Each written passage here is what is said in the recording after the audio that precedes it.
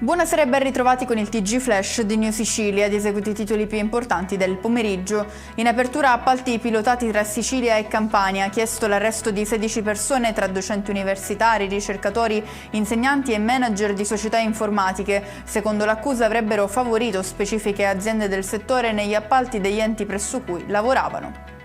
Sopralluogo di Giuseppe Conte in alcune frazioni di Acireale colpite dal ciclone Harry e nel pomeriggio a Niscemi. C'è un dialogo aperto con tutti per dare alla Sicilia un governo serio e alternativo a quello attuale, lo ha affermato il presidente del Movimento 5 Stelle.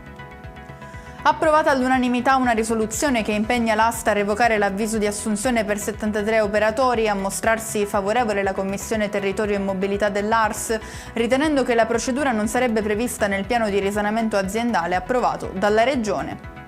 Ci spostiamo a Catania per l'intervento di soccorso nei confronti di un uomo di 77 anni caduto in un fossato nei pressi di un liceo. A dare l'allarme sono stati proprio alcuni studenti che hanno udito le richieste di aiuto dell'anziano, poi soccorso dai vigili del fuoco. Chiudiamo con il meteo. Per domani si attende una giornata soleggiata sull'intera regione, temperature in linea con quelle degli ultimi giorni. E con questo è tutto, prossimo appuntamento domani alle 13:30. Grazie per averci seguito, buon proseguimento di serata.